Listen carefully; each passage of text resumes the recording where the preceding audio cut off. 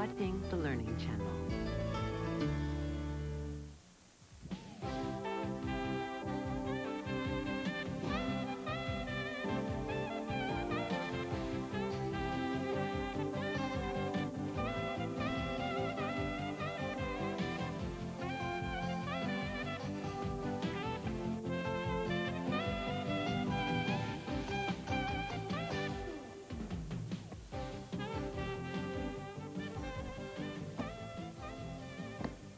Hi, I'm Caprial Pence, and welcome to Caprial's Cafe. You know, it seems like as a mother, everybody else gets to do the jamming. The kids at the beach, and jazz musicians, and even the Blazers here in town. I mean, you're always the one that's saying, turn that music down. Well, today you get to do some jamming. We've got some jammer cookies that are a great thing to make with your kids. Spend the afternoon making cookies. Then we have a roasted pork loin with a roast shallot dressing and sauteed mustard greens. It's just delicious. Now let's do some jamming.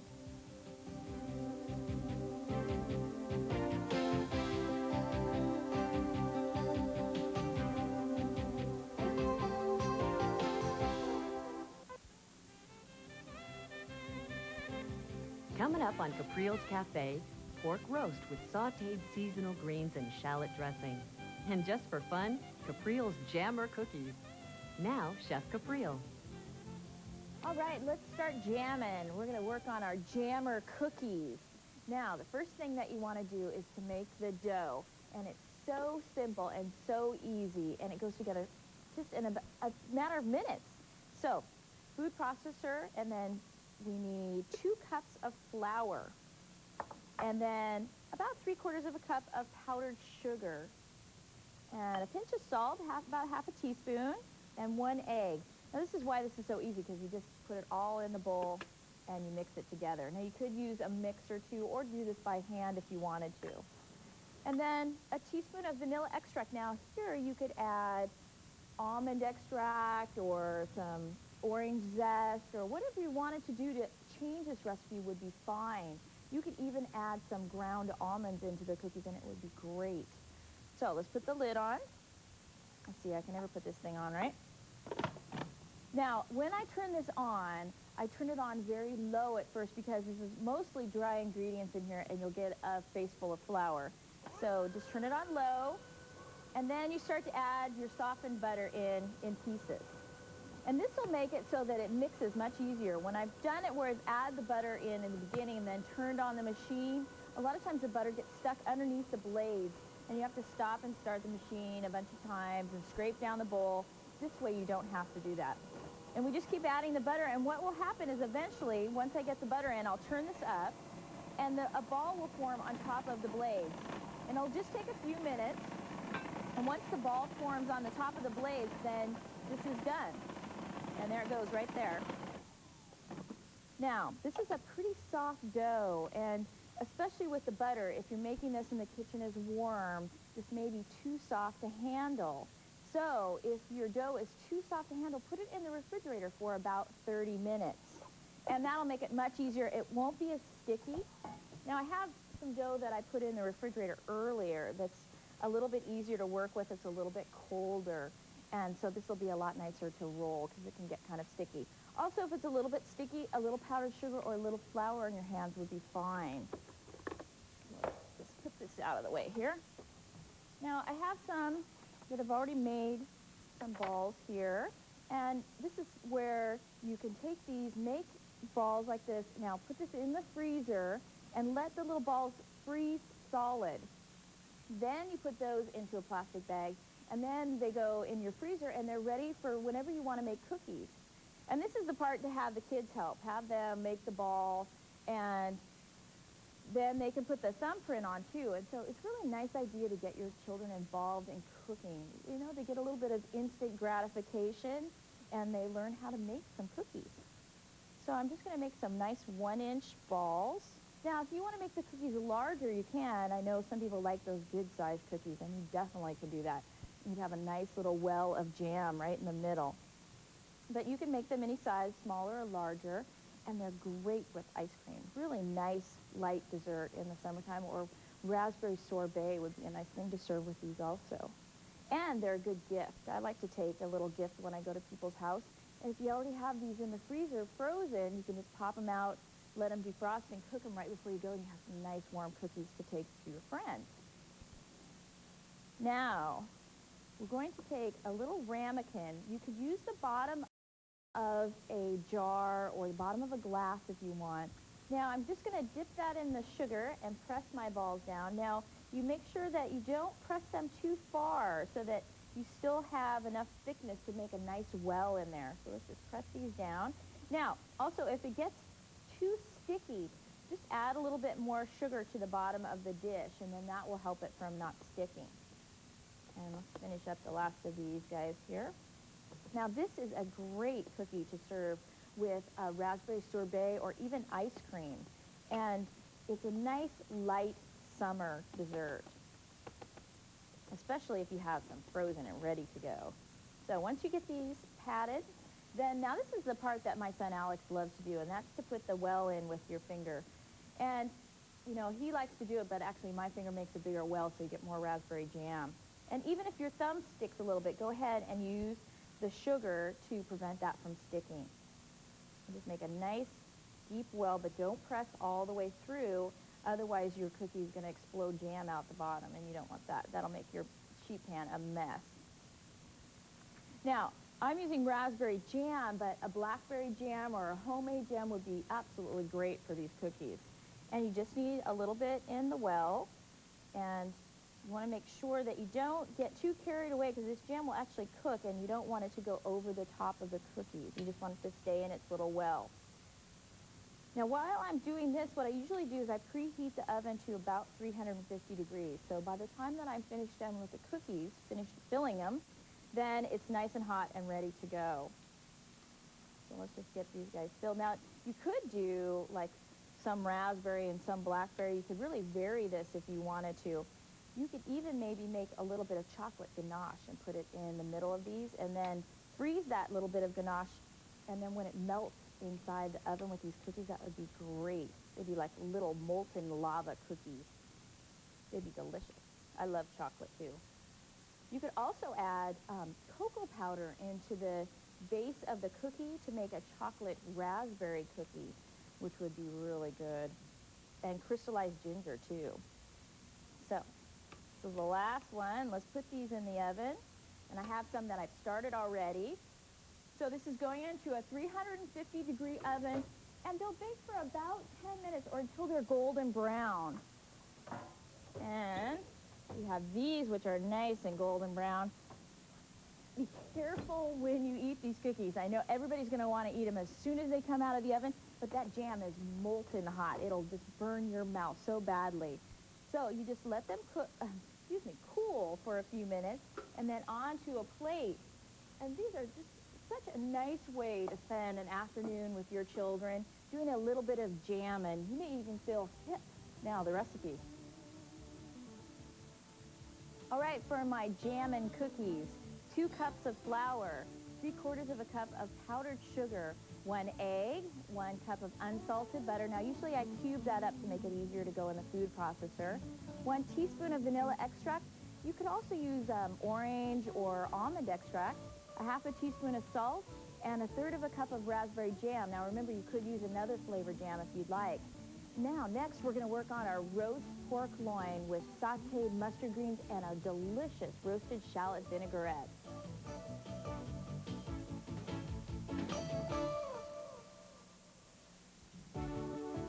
We return now to Caprial's Cafe on the Learning Channel. All right, let's get to work on our roast pork loin with roasted shallot dressing and sauteed greens. Now, the first thing I'm going to do is to season the pork and sear that, and then we'll make the dressing and worry about the greens. So I've got about a 3-pound pork loin here, and what they did to make this a roast is they just cut the loin in half and then tied it together just to make a nice thick roast.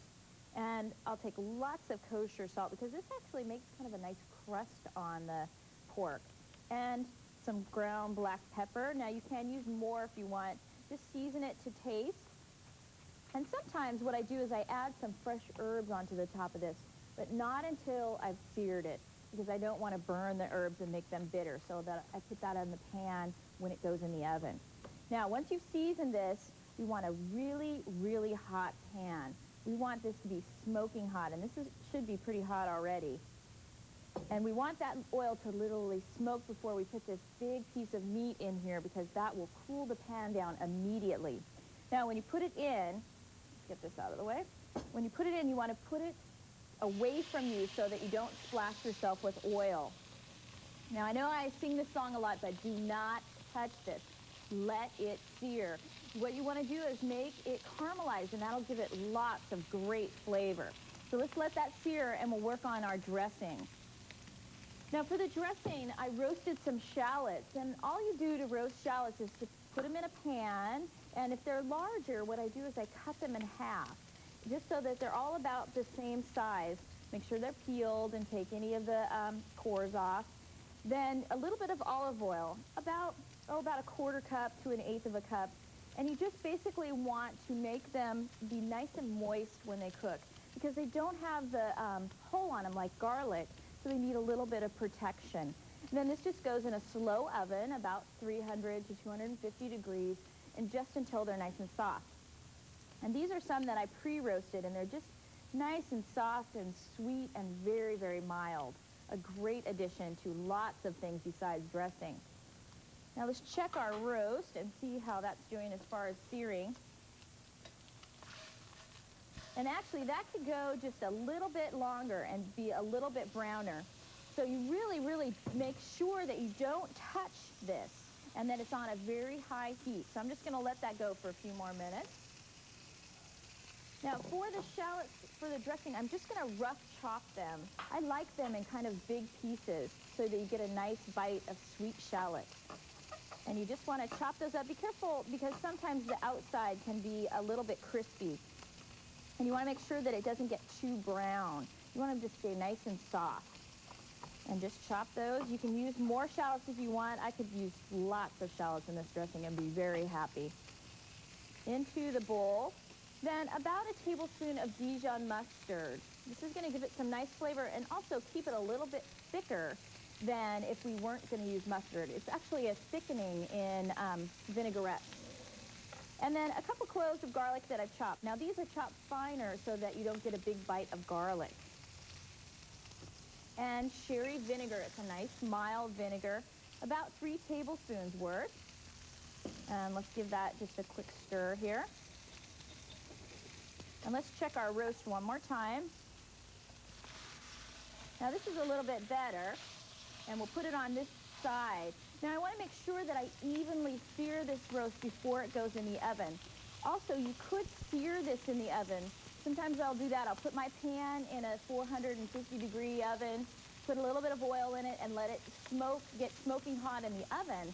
And then I'll just sear my roast and turn it while it's in the oven. It actually makes less of a mess on the counter if you want to do it that way. Now we have our vinegar and our mustard and our garlic and our shallots in our dressing. Now let's add the olive oil, and about a half a cup of olive oil. And you just want to whisk as you drizzle that in. And this is going to actually be a little bit thicker than just a plain basic vinaigrette. So it will have a little bit of thickness to it, but it will separate eventually. So if you wanted to keep this in the refrigerator, you could keep it in a jar and just give it a really good shake. Or you could sometimes put this in a blender or a food processor, although you'll lose the pieces of shallot if you do that. Just a touch more olive oil. And again, you can adjust this. If you like things a little tangier, put a little less olive oil in there. Also, if you're trying to cut down your fat, what you can do is take a little bit of thickened chicken stock, and I just thicken that with a little cornstarch. And you can use that in place of 1 part of the oil. Now, this is getting nicely seared now. And I'm just going to put it on this one edge here. Now, I have almost all of it seared. This is going to go into an oven. And now this will go into a 350-degree oven since this is already seared. So I'm putting it into a cooler oven.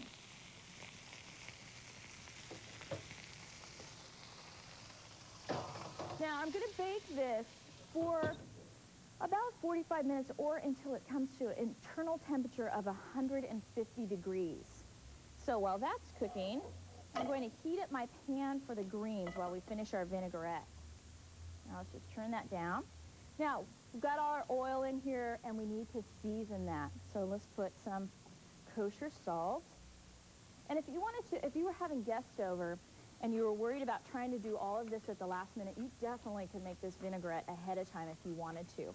It's an easy thing to make and just have it in your refrigerator. And I always try to make a little bit extra so that I have some for my salad the next day. Now, put this to the side here. And let's talk about our greens that we're going to saute. We have mustard greens here. And I'm using mustard greens because the pork is a very mild dish, and the roasted shallots are kind of sweet. This is going to be a little bit spicy. It's going to have a little zing to it. And that's going to be a nice complement to all the mild flavors that are going on. You wouldn't want something really pungent on the pork and then too pungent with this. So I'm trying to actually balance the flavors of this dish. And I'm going to just take a couple of bunches of these. And actually, the smaller leaves are better if you want to use smaller leaves. They're more tender, and they're not going to be quite as peppery. So let's just take a few more of those. If they're really, really big leaves, go ahead and just kind of break them up a little bit so that they're a little easier to saute. But if they're a nice leaf like that, that's perfect. You can saute these whole. So we're just going to tear those up a little bit. Now, if you don't want something that's spicy, I know there are people out there that aren't fans of pepper or spicy flavor, use some spinach or rocket, or which is also known as arugula. It has a real nutty flavor, which would also be nice with the pork. Okay, now for this, we're going to do this very quickly. So we want the pan to be, again, smoking hot. And especially since we're going to add quite a few greens into here, we want to make sure that the pan is very hot. And also, I'm going to just add just a touch of white wine in here, just to steam them just a little bit, and that will help them wilt. You don't have to do that if you don't want to, or you can add a little vinegar if you want. Although, with the dressing, I don't suggest vinegar because it already has vinegar in it, so you don't really need vinegar on top of vinegar. And let's get our tray out and ready to go when we pull everything together. Now, while this is heating up, why don't we go and I'll show you pork that I have cooking in the oven. And this has been cooking ahead of time, so we're should be just about ready. It smells so good. It'll make everybody wonder what you're up to in the kitchen. Now, there are two ways to tell if the pork is done. Either you can take a thermometer and just put it into, you want to put it into the largest part of the meat, and you want to read about 145 to 50 because it will cook more in the pan. Now that's going to be slightly pink. If you'd like it more done, then you can cook it more. If you'd like it a little less, then you could pull it out a little sooner. Now with a knife, the way that I tell is, again, I put it in the fattiest part of the meat, and I just slide the knife in, and I pull it out, touch it to my lip, and as long as it's not burning hot, it needs to be hot, then it's a nice medium, and it'll be nice and pink. And I'm going to let that sit for a minute. Our pan is nice and hot, ready for our greens. And that's what we want. We want that nice, quick sizzle. We'll put a little bit of kosher salt and some black pepper. We can season these up a little bit. Now I'm just going to add just a sprinkle of white wine.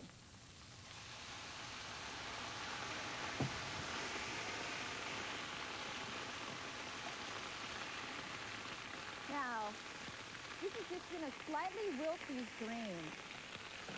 And it's actually, you can turn the stove off right at that point because I want them wilted, but I don't want them soggy. And I'm just going to put this on the bottom of the tray. And this is a nice way to serve it because then the vinaigrette will get on the greens too, which will be wonderful with the greens. Now I have a pork roast that I've allowed to sit because what you want to do is make sure that it sits for a few minutes before you slice it. It will distribute the juices throughout the whole pork, and then you won't have them run all onto your board. So let's give this a slice. And I like nice, thick pieces. So I'm going to slice this really fairly thick. Now, you know, I have pretty asbestos hands, so you might want to use a fork for this when you're doing it.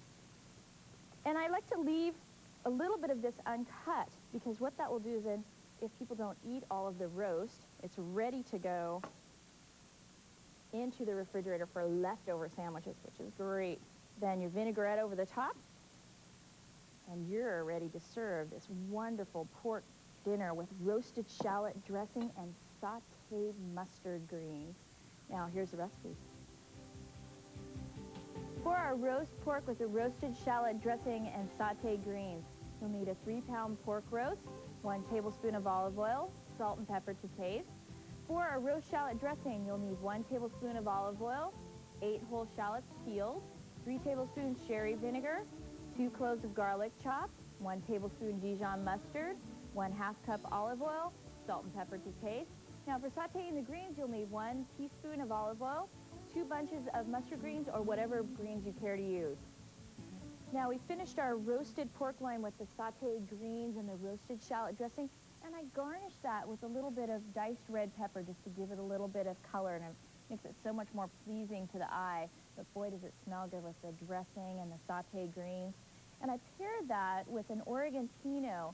Now, pork is a lighter style meat, so it needs to have a lighter red wine to go with it. And it'll also complement the spiciness of the greens. And then we were jamming with the kids today, having a little cookie with some raspberry jam. It'll make you feel just a touch hipper if you make these cookies. So I hope you spend some time with your kids and do a little bit of jamming yourself.